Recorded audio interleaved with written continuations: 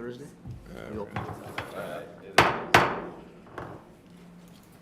Good evening, Rosemount, and welcome to the City Council's regular meeting for Tuesday, May 2nd, 2023. If you'll all rise and join me in the Pledge of Allegiance. I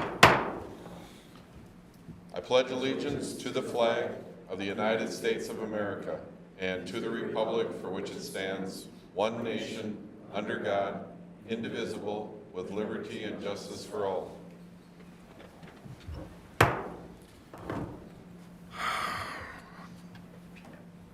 Are there any additions or corrections to the agenda? No, sir. Seeing none, I'll move the agenda. Is there a second? Second. All in favor signify by saying aye. Aye. Opposed? The agenda is approved. First items up are presentations, proclamations, and acknowledgments. First one is our Public Service Week recognition. Mr. Martin. Thank you, Mayor, members of the council. Would be pleased to be in front of you tonight to ask you to read a proclamation naming next week, May 7th through the 13th, as Public Service Week. It's a nationwide event whereby we can recognize the great work that public servants do. The month of May ends up being sort of a summative event for all of this. You're going to have Police Chief Dahlstrom referencing the week following next week in an upcoming proclamation, and then at the next council packet and council meeting, Public Works Director Egger will do a Public Works Week. But we have a Public Service Week, which is a broad recognition for public servants kind of nationwide, and we just wanted to take this time, and we do every year, to have you read this proclamation, but more importantly, just to acknowledge, from my position on in the organization, and then your folks as policymakers and our leaders, we're so proud of the public servants that we have here at the City of Rosemount. It's a top shelf team, keeps getting better, I think, by the hire and by the day, and we're just so proud of the work that we do with the team that we have. And just a small token, of course, to make a proclamation, and then just a couple of activities that we'll do next week. So one of which is we're bringing in a professionally trained speaker, do a couple-hour session on just leadership and skill building, buy lunch for the team, just as a way to say thanks. And so we'll do a little bit of an event there. But would encourage the residents, if you end up seeing a Public Works truck or car or logo rolling around town, or I should say a Rosemount truck or logo, or somebody wearing the badge, if you wouldn't mind, maybe tell them that you appreciate their service. And these are folks that clean the streets and cut the grass, open the warming houses, all the way up to folks that process your utility bills, doing your building inspections, coming out to look at your ash tree to see if it has emerald ash borer, right? All these kind of things are the folks that I think we often forget what a city employee does, and I think we remember police and fire and public works, but there's a lot of other folks as well. So would appreciate any chance to do that and have our team receive the due thank you that they receive, that they deserve, I should say. So with that, Mayor, would appreciate it if you'd read the proclamation. Thank you. Before I read the proclamation, any other comments from council? We'll stand with the reading of the proclamation. Whereas Americans are served every single day by public servants at the federal, state, county, and city levels, these unsung heroes do the work that keeps our nation working. Whereas public employees take not only jobs, but oaths. Whereas many public servants, including military personnel, police officers, firefighters, healthcare professionals, and others, risk their lives each day in service of the people in the United States and around the world. Whereas day in and day out, they provide the diverse services demanded by the American people of their government with efficiency and integrity. And whereas without these public servants at every level, continuity would be impossible in a democracy that regularly changes its leaders and elected officials. Now, therefore, I, Jeffrey D. Weisensell, Mayor of Rosemount, Minnesota, do hereby proclaim May 7th through 13, 2023 as Public Service Recognition Week in the City of Rosemount. All citizens are encouraged to recognize the accomplishments and contributions of government employees at all levels, federal, state, county, and city, dated the second day of May 2023. And with that, we'll consider that proclamation in place. Thank you. Thank you. That completes item 3A. We'll move on to 3B, and I'll ask Chief Dahlstrom to come forward.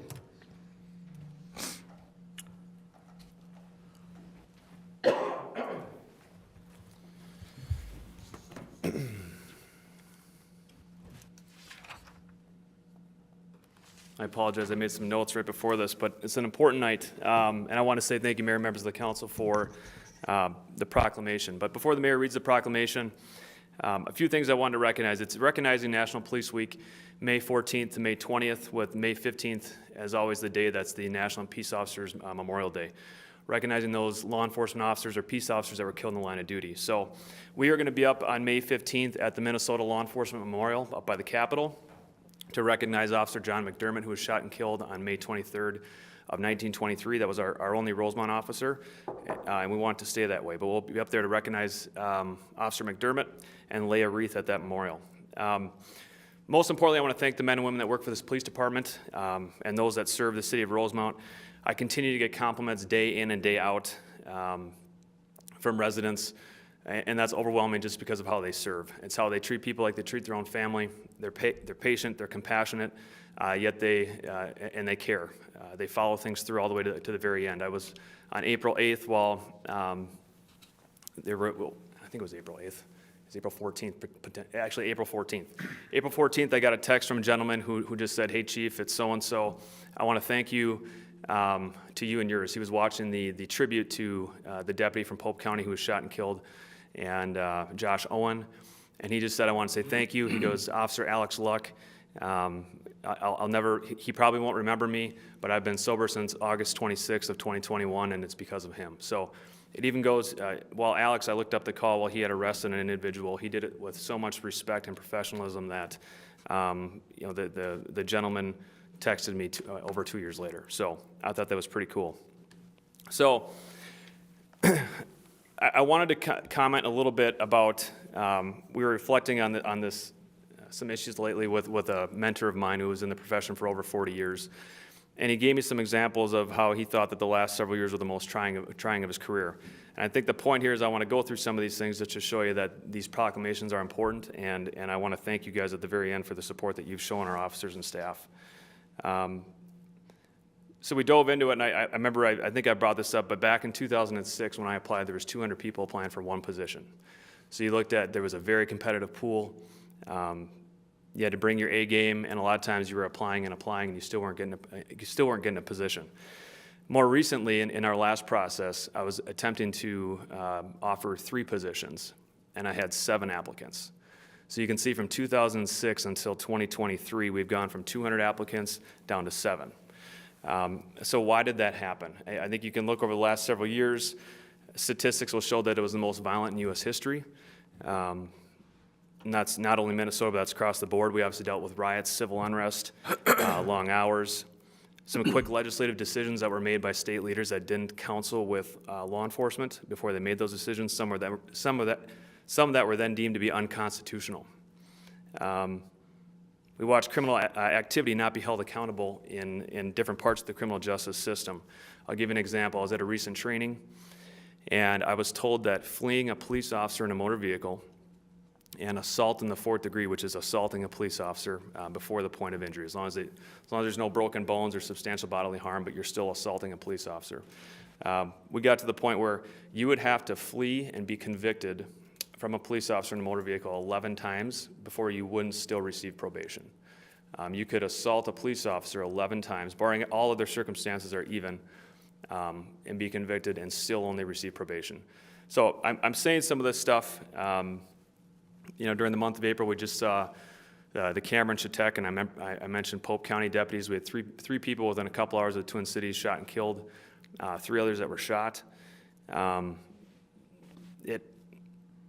It can be pretty taxing to retention, recruitment, that kind of stuff. So my point here is thank you very much for the proclamation. And I'm pleased to stand in front of a council that I know I tell my staff this every day, but you guys are supportive. You supported our building needs. It's going to be a huge boost. We got a facility that's going to start here shortly. We've been talking about it. You have supported my staffing requests. And I want to ask you to continue that support, because I don't think I would work where I didn't have a supportive council. So thank you for doing that. And when you have the opportunity, I would love to chat, but we got to bring this to the state level, and we have to make this a broader support to the overall profession, or I think we're going to continue going in the wrong direction. So thank you so much. Thank you, Chief. Any comments from council before I read the proclamation? Seeing none. The proclamation, whereas in 1962, President Kennedy proclaimed May 15th as National Peace Officers Day, and the calendar week in which May 15th falls as National Police Week. Established by a joint resolution of Congress in 1962, National Police Week pays special recognition to those law enforcement officers who have lost their lives in the line of duty for the safety and protection of others. And whereas the members of the Rosemont Police Department play an essential role in safeguarding the rights and freedoms of the citizens of the city of Rosemont, and whereas it is important that all citizens know and understand the duties, responsibilities, hazards, and sacrifices of their law enforcement agency, and that the members of our law enforcement agency recognize their duty to serve the people by safeguarding life and property and by protecting all citizens against violence and disorder. And whereas the men and women of the Rosemont Police Department unceasingly provide a vital public service. Now and therefore, I, Jeffrey D. Weisensell, Mayor of Rosemont, Minnesota, do hereby proclaim May 14th through 20th, 2023 as National Police Week within the city of Rosemont, and hereby publicly salute the services of law enforcement officers in our community and in communities across the nation. Throughout the city of Rosemont, we urge and encourage all citizens to take time to appreciate our public safety officers and honor all peace officers who have made the ultimate sacrifice in the line of duty. Dated the 2nd day of May, 2023. With that, the proclamation is completed. Completes proclamations, presentations, and acknowledgements. With that, we'll move on to item 4 for public comment. Anyone wishing to come before council at this time may do so by coming up to the podium, state your name and address, and any concern or comment that you would like to express.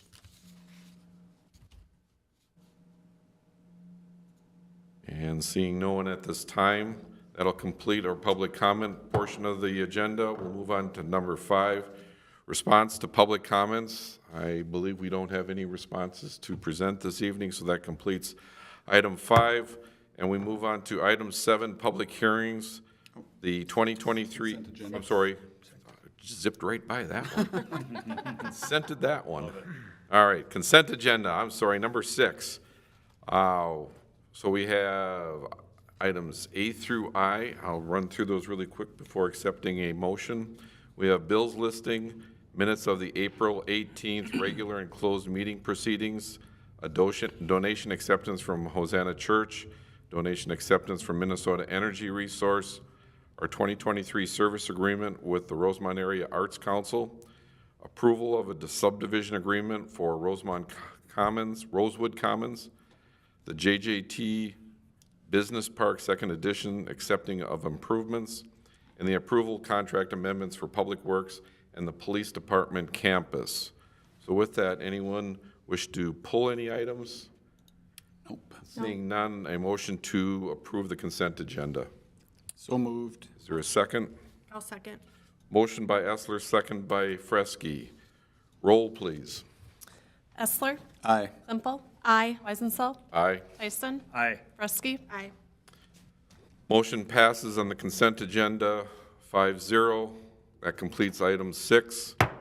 We'll move on to now item 7, public hearings, the 2023-27 Capital Improvement Plan. With that, that goes to, let's call that up here quick. Tia Malika, our finance director. Good evening. I'm just pulling this up quick. Good evening, Mayor, members of the City Council. The city continues to move forward with the Public Works Police Campus, and with that project, we are required to issue bonds to finance it.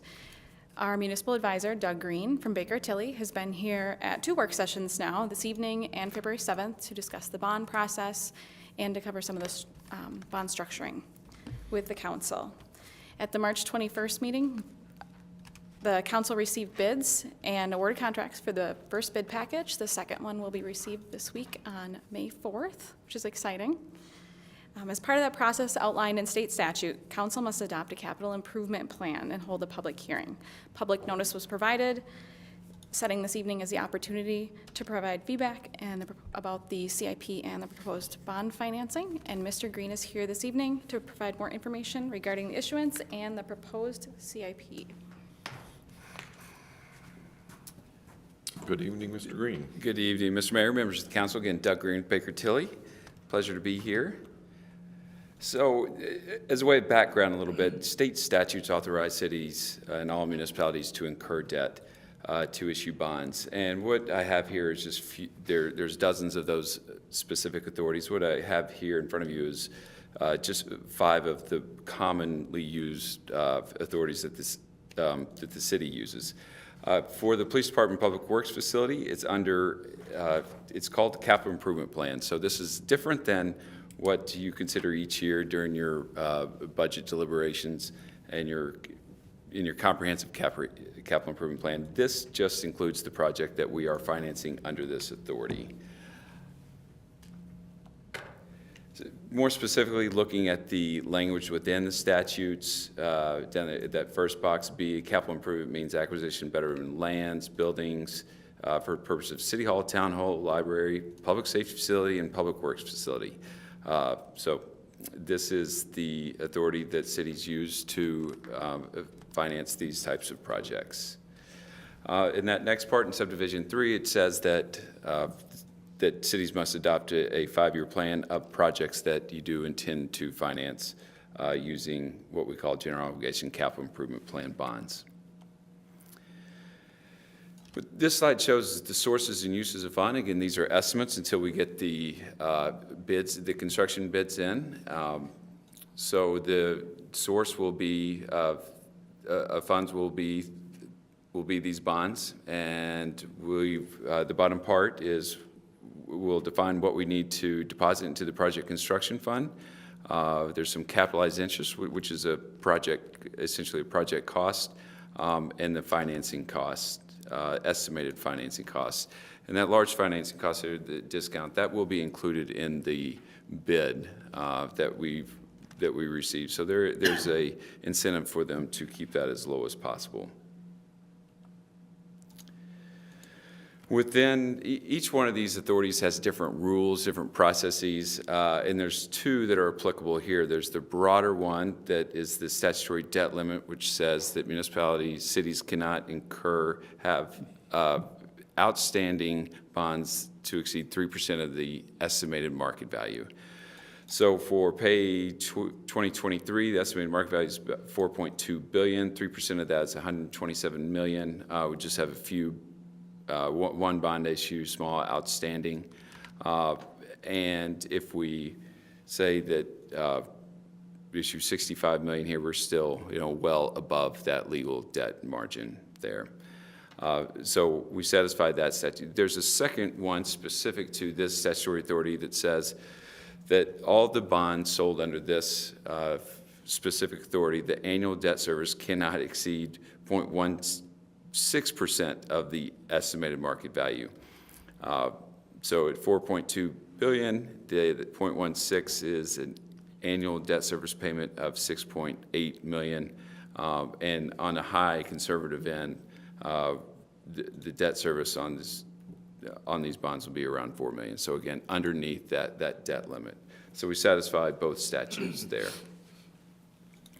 Looking ahead for planning purposes, holding public hearing this evening, received the bids coincidentally in 2 days. Have our fingers crossed there. We'll finalize the repayment plan for the bonds, put together the offering document known as official statement. We will post out there to the public, to potential bondholders, go through a credit rating process in the month of June.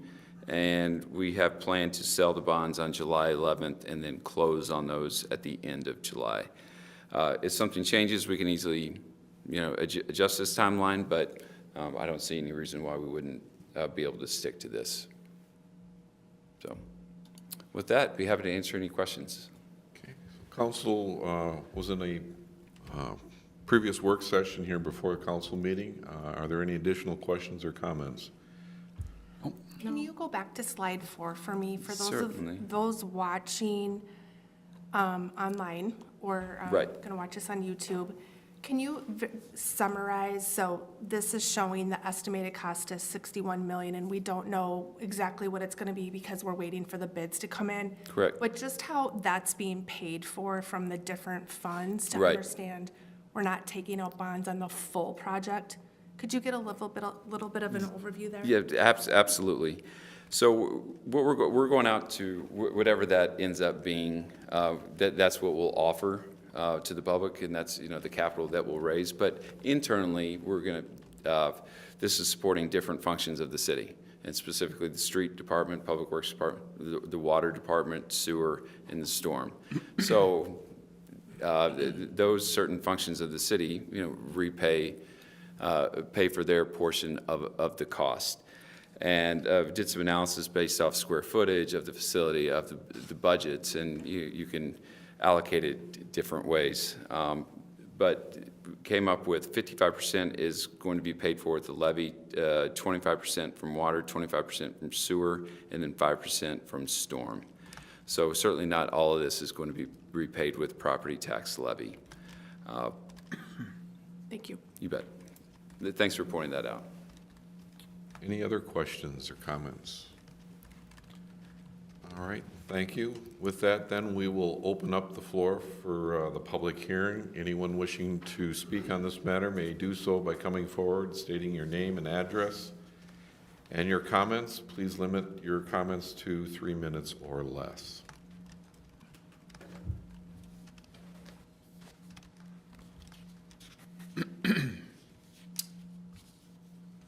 Going once. Going twice. Seeing no one at this time, I'll move to close the public hearing. Is there a second? Second. All in favor signify by saying aye. Aye. Opposed? The public hearing is closed. Look to council. Any further questions, comments? Nope. Seeing none. Mayor, Excuse me. I might just suggest either Tia or maybe Doug, just talking us through next steps of next time council's going to get exposure to the steps in the process, next time public gets a chance to hear data and honing in on actual tax impacts. A little overview on that, Doug, would be appreciated.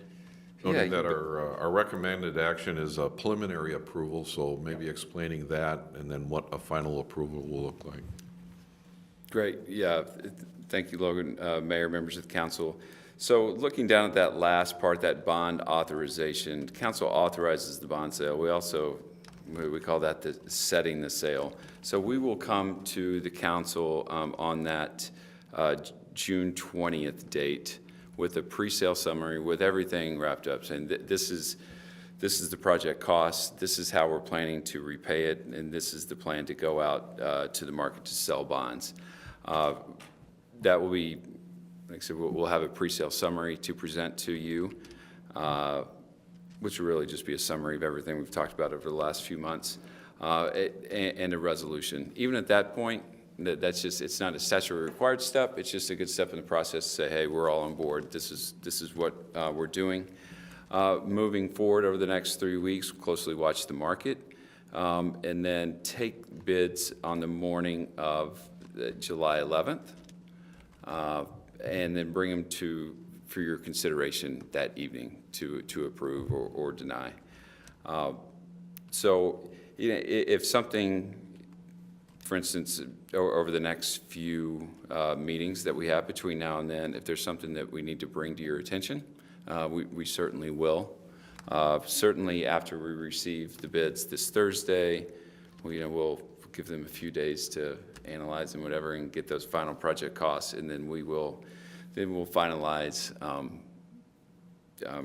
our repayment plan and probably provide that in some sort of communication in the next few meetings. I don't think we have any plans to present that, Yep.